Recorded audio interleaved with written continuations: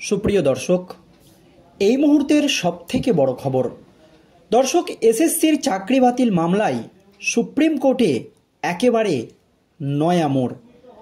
আজ এসএসসির চাকরি বাতিল মামলা নিয়ে একেবারে নিজেদের অবস্থান স্পষ্ট করে দিলেন সুপ্রিম কোর্টের বিচারপতিরা।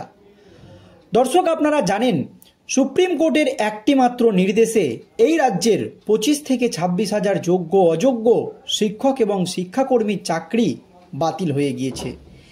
একসঙ্গে 25 থেকে 26 হাজার শিক্ষক এবং শিক্ষাকর্মীর চাকরি বাতিল হওয়ায় রাজ্যের শিক্ষা ব্যবস্থা একেবারে ভেঙে পড়েছে, তলানিতে এসে ঠেকেছে, এমনই দাবি ছিল রাজ্যের।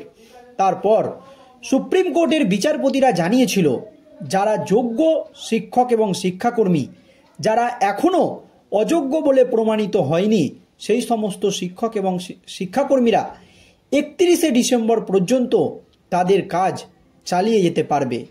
কিন্তু যারা অযোগ্য তাদেরকে নিয়ে কোনো নির্দেশিকা জারি করেনি সুপ্রিম কোর্ট। তাদের জন্য কিন্তু কলকাতা হাইকোর্টের নির্দেশই বহাল রাখা হয়েছিল। আর এই রায়ের পরই আপনারা জানেন মুখ্যমন্ত্রী মমতা ব্যানার্জি নিজের অবস্থান স্পষ্ট করে জানিয়েছিল যে তিনি যোগ্য শিক্ষক এবং শিক্ষাকর্মীদের পাশে আছে। তবে গতকালই তিনি 180 ডিগ্রি পাল্টি মেরে একেবারে নিজের অবস্থান স্পষ্ট করে জানিয়েছে যে কোর্টের রায় তাকে মেনে নিতেই হবে, যা নিয়ে রাজ্য রাজনীতি একেবারে তোলপাড়। আর এই আবহে এসএসসির চাকরি বাতিল মামলায় সুপ্রিম কোর্টে একেবারে নয়া মোড়। আপনারা জানেন সুপ্রিম কোর্টের প্রধান বিচারপতি জাস্টিস খান্না বারবার চেষ্টা করেছিল যোগ্য এবং অযোগ্যদেরকে আলাদা করার, কিন্তু কিছুতেই সুপ্রিম কোর্টে চাল থেকে কাঁকড় আলাদা করা যায়নি। সুপ্রিম কোর্ট বারবার চেয়েছিল যে রাজ্য যোগ্য এবং অযোগ্যদের তালিকা সুপ্রিম কোর্টে দিক, কিন্তু সেই তালিকা দিতে পারেনি রাজ্য। তারপরই সুপ্রিম কোর্টের প্রধান বিচারপতি জাস্টিস খান্নার নির্দেশে এসএসসির 25 থেকে 26 হাজার যোগ্য অযোগ্য শিক্ষক এবং শিক্ষাকর্মীর চাকরি বাতিল হয়ে যায়। কজন যোগ্য কজন অযোগ্য, এটা নিয়ে যখন জোর জল্পনা চলছে রাজ্য রাজনীতিতে, তখন সুপ্রিম কোর্টে আবারও বাড়ল অযোগ্য শিক্ষক এবং শিক্ষাকর্মীদের সংখ্যা। দর্শক, আপনারা জানেন সুপ্রিম কোর্টের প্রধান বিচারপতি জাস্টিস খান্না যে নির্দেশ দিয়েছিল, সেই নির্দেশকে চ্যালেঞ্জ করে সুপ্রিম কোর্টে রিভিউ পিটিশন দাখিল করেছে রাজ্য। আর তার আগেই এসএসসির চাকরি বাতিল মামলায় একেবারে নিজেদের অবস্থান স্পষ্ট করে দিল সুপ্রিম কোর্ট। ঠিক কি হয়েছে আজ সুপ্রিম কোর্টে দর্শক শুনুন। নিয়োগ দুর্নীতি মামলায় এসএসসির 2016 সালের আস্ত প্যানেল আগেই বাতিল করার নির্দেশ দিয়েছিল সুপ্রিম কোর্ট।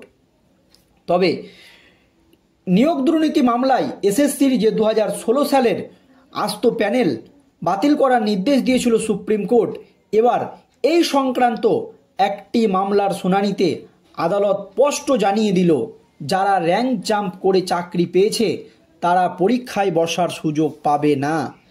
যারা এখনও অযোগ্য বলে প্রমাণিত হয়নি তারা পরীক্ষায় বসার সুযোগ পাবে, কিন্তু যারা র্যাঙ্ক জাম্প করে চাকরি পেয়েছে তাদের পরীক্ষায় বসার কোনো সুযোগ নেই, তাদের অযোগ্য হিসাবেই গণ্য করা হবে।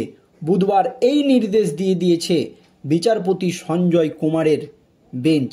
যারা র্যাঙ্ক জাম্প করে চাকরি পেয়েছে তারা অযোগ্য, তাদের পরীক্ষায় বসার কোনো অধিকার নেই, তাদেরকে সুদসহ বেতন ফেরত দিতে হবে। তাদের ক্ষেত্রে কলকাতা হাইকোর্টের নির্দেশই বহাল থাকবে। 2016 সালের নিয়োগ প্রক্রিয়া নিয়ে দায়ের হওয়া দুর্নীতি মামলায় কলকাতা হাইকোর্টের নির্দেশ বহাল রেখে সুপ্রিম কোর্ট জানিয়েছিল, এসএসসির যোগ্য ও অযোগ্যদের চিহ্নিত না করতে পারার ফলেই আস্ত প্যানেল বাতিল করা হলো।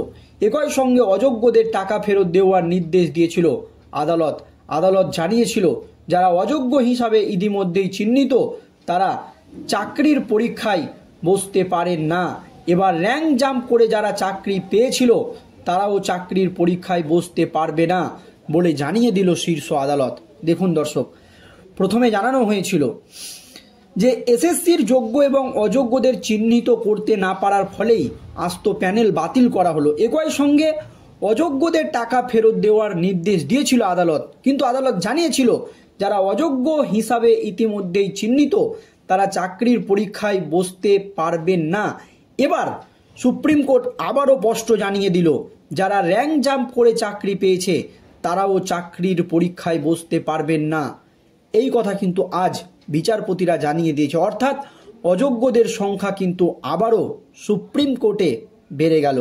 প্রসঙ্গত আদালতের রায়ের ফলে অযোগ্যদের পাশাপাশি অনেক যোগ্য শিক্ষকেরও চাকরি বাতিল হয়েছে। পরে রাজ্যের আবেদন মেনে সুপ্রিম কোর্ট জানিয়েছিল নিয়োগ প্রক্রিয়ায় সম্পূর্ণ না হওয়া পর্যন্ত চাকরিহারা শিক্ষকরা কাজে চালিয়ে যেতে পারবেন। তবে এই ব্যাপারে চলতি বছরের 31শে ডিসেম্বরের মধ্যে নতুন নিয়োগ প্রক্রিয়া সম্পূর্ণ করার নির্দেশ দিয়েছে আদালত। ওই মামলার শুনানিতে এদিন আদালত স্পষ্ট জানিয়ে দিয়েছে র্যাঙ্ক জাম্প করে যারা চাকরি পেয়েছেন তারা নিয়োগের ওই পরীক্ষায় অংশ নিতে পারবেন না, অর্থাৎ তাদেরও অযোগ্য হিসাবে বিবেচিত করা হলো বা তাদেরকেও অযোগ্য হিসাবে বিবেচনা করা হলো। শীর্ষ আদালতের এহেন নির্দেশের জেরে তীব্র প্রতিক্রিয়া তৈরি হয়েছে চাকরিহারাদের মধ্যে। এখন দেখার এই বিষয়ে তারা কি পদক্ষেপ করেন, অর্থাৎ রায়কে চ্যালেঞ্জ করে পুনরায় মামলা দায়ের করে কিনা। যারা অযোগ্য বা যারা র্যাঙ্ক জাম্প করে চাকরি পেয়েছে তারা এখন কি পদক্ষেপ নেয়। সুপ্রিম কোর্ট যে এই নির্দেশ দিয়েছে সেই নির্দেশকে আবারও চ্যালেঞ্জ করে সুপ্রিম কোর্টের দ্বারস্থ হয় কিনা, আবারও তারা উচ্চ বেঞ্চে যায় কিনা, সেই দিকেই কিন্তু সকলের নজর থাকবে। তবে 2016 সালের নিয়োগ প্রক্রিয়া নিয়ে দায়ের হওয়া দুর্নীতির মামলায় কলকাতা হাইকোর্টের নির্দেশ বহাল রেখে সুপ্রিম কোর্ট জানিয়ে দিল এসএসসির যোগ্য অযোগ্যদেরকে চিহ্নিত করতে পারেনি, আর না পারার ফলেই আস্ত প্যানেলটাকে বাতিল করা হয়েছে। একই সঙ্গে অযোগ্যদের টাকা ফেরত দেওয়ার নির্দেশ দিয়েছে আদালত। পাশাপাশি আদালত জানিয়েছে যারা অযোগ্য হিসাবে ইতিমধ্যেই চিহ্নিত তারা চাকরির পরীক্ষাতেও বসতে পারবেন না। আর এবার সুপ্রিম কোর্ট একেবারে স্পষ্ট জানিয়ে দিল যারা র্যাঙ্ক জাম্প করে চাকরি পেয়েছে তারাও আর চাকরির পরীক্ষায় বসতে পারবেন না। এই নির্দেশ দিয়ে দিয়েছেন সুপ্রিম কোর্টের বিচারপতিরা। আর এই নির্দেশের ফলে আবারও কিন্তু অযোগ্যদের সংখ্যা বেড়ে গেল সুপ্রিম কোর্টে। যারা র্যাঙ্ক জাম্প করে চাকরি পেয়েছে তারা চাকরির পরীক্ষায় বসার সুযোগ পাবে না, তাদেরকে অযোগ্য হিসাবেই গণ্য করা হবে। বুধবার এই নির্দেশ শীর্ষ আদালতের। আর এই নির্দেশে আবারও এসএসসির চাকরি বাতিল নিয়ে রাজ্য রাজনীতিতে নতুন করে শোরগোল পড়ে গিয়েছে। দর্শক, এই নিয়ে আপনাদের মতামত কমেন্ট বক্সে কমেন্ট করে জানাবেন। ধন্যবাদ।